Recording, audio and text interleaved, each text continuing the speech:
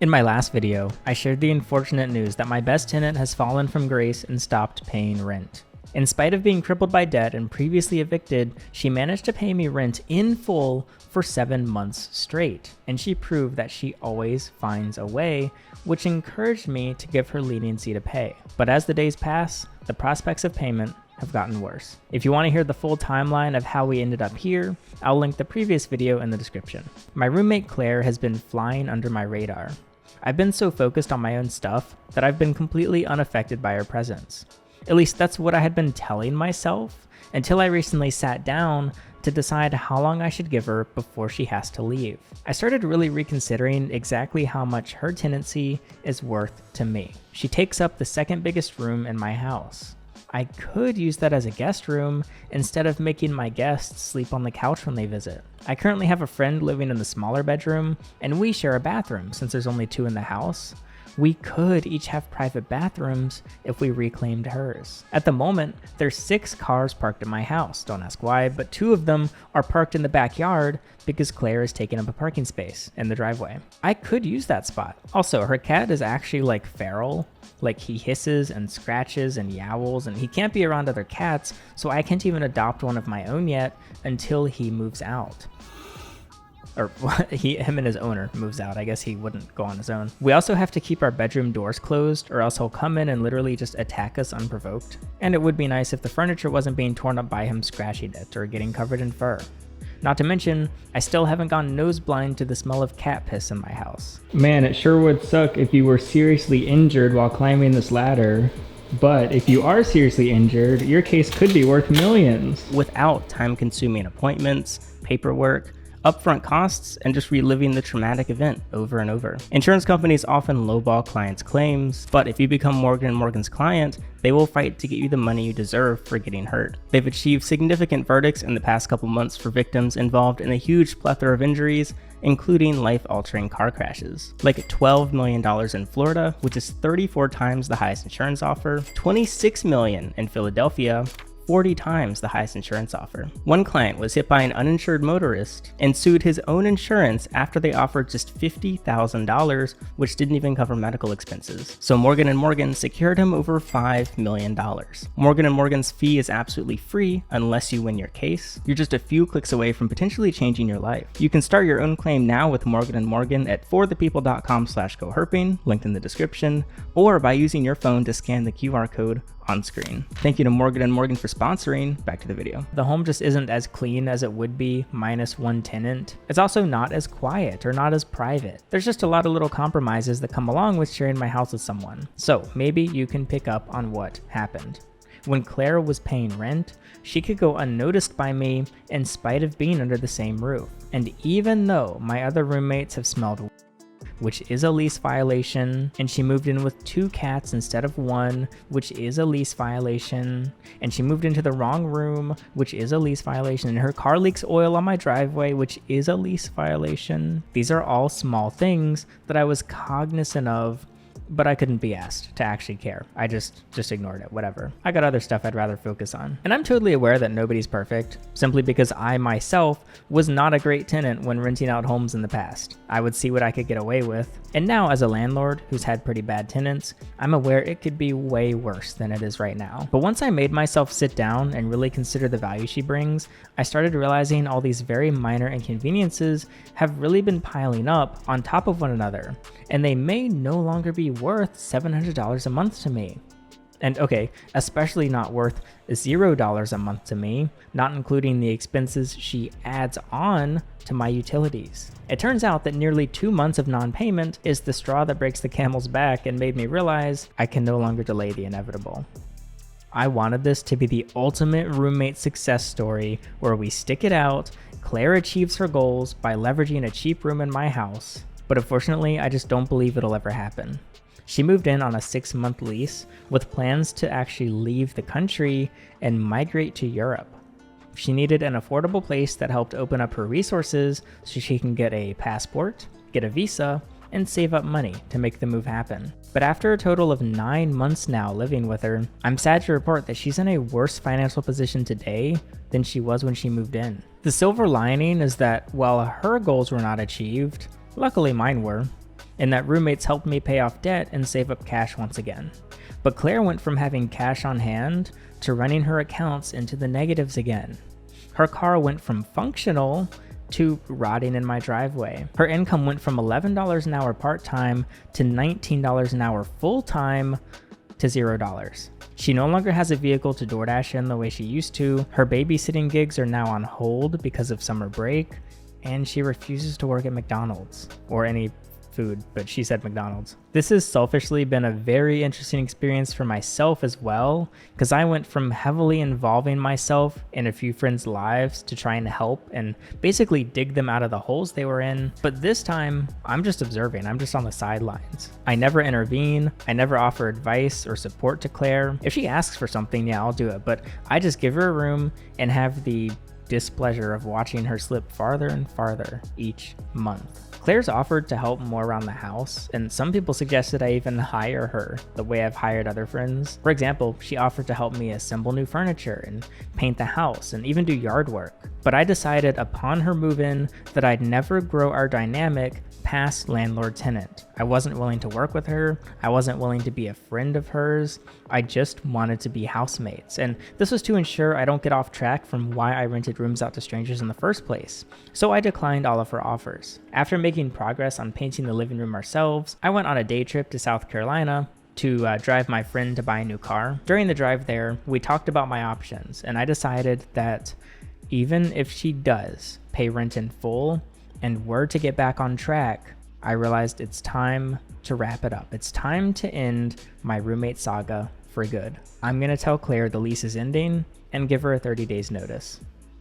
But I want to make it as easy on her as possible without inconveniencing myself, because I know she is in a pretty terrible spot. So I decided to forgive the money she owes, give her a final 1-month lease at no cost. I'll cover 2 months of utilities out of pocket, and if she wishes, I'm going to get her car repaired and help her with the move out. I was both really excited with this plan to get underway, because then I can reclaim my bedroom and get going with new projects. But I was also kind of dreading the actual moment of having to tell her, because I know it's going to be a big deal. She's about to lose possibly her only stability. But to ensure I don't put this off or beat around the bush, I decided I would just tell her. The next moment I see her, no delaying, be nice, but just rip the band-aid off. We pulled up to the house around midnight, but for some reason all the lights are on and some of the windows are open, which is pretty unusual. I can hear music playing before we open the front door, and surprise!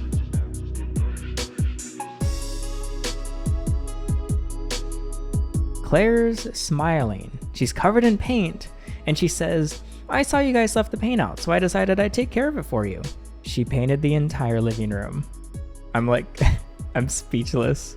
She probably assumed I was speechless because of the incredible paint job, but no, in reality, it's because I walked in this door taking a deep breath so I could tell her she has 30 days to leave. I think I said something like, "This is crazy," as in this is crazy awkward and also kind of hilarious.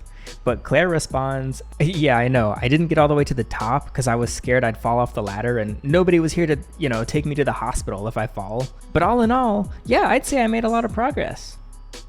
The timing of this was actually insane. Claire lost her savings. She lost her car. She lost her job. And now I have to tell her she's losing the very house that she just painted. I couldn't do it. She was in such a good mood and she was so proud to show off the work she did.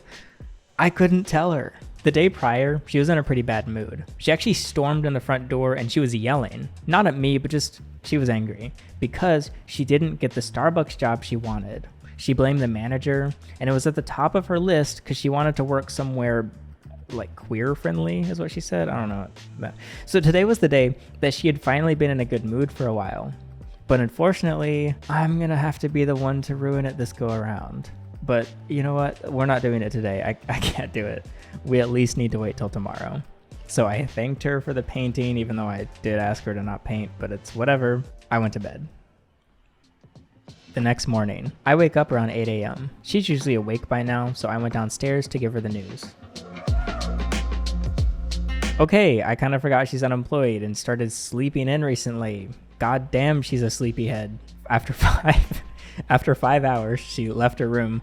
She was on her phone and she went outside. My friend stops by my house to pick something up and he waves at her on the front porch. He's the one that I was talking to on the drive yesterday. She's in a robe and a towel wrapped around her head, looking like the ghost of Squidward. He whispers to me and asks if I've told her the news yet. And I say no. She literally just woke up at 1 p.m. And he goes, oh, she's like unemployed. He thinks this is all hilarious and feels bad, but also laughs at my misfortune before wishing me luck and leaving. She comes inside a few minutes later and starts telling me about how her tire's flat again on her car, how she still doesn't have a job, how she missed more interviews, but she does have more interviews lined up. Hello.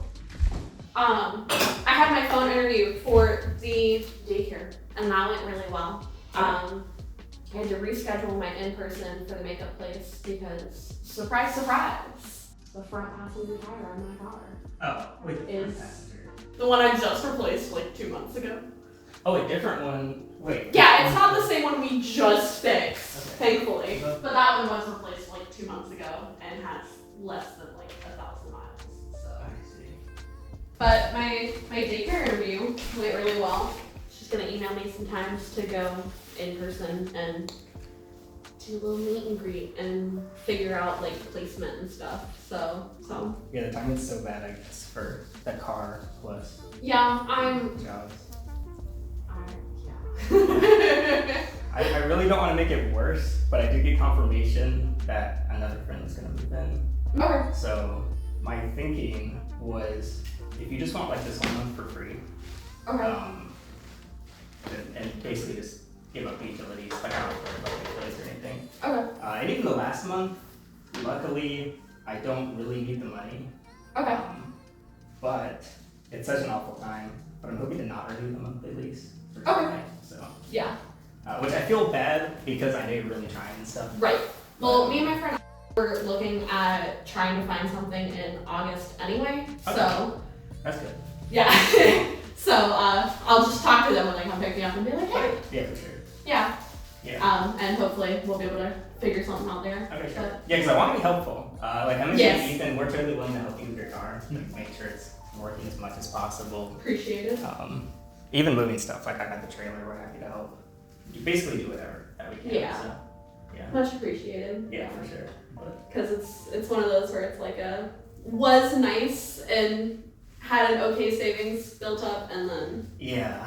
the car did what the car does and Yeah. killed it. And I'm like, awesome. And of course, because you were making like you were constantly working and stuff. Yeah. I don't know. That's always an awkward conversation regardless. So Right. I want to just tell you up front. So. Okay. Yeah. Sure that- Right now it's just like I just need the car to function okay enough to get a job. Yes. Because once I have income, I can fix the things that keep causing issues. But, Yeah. Ha! Oh. She honestly took it well, but I could tell she had some internal panic in her face, which is completely understandable, I would say. But I'm gonna be real.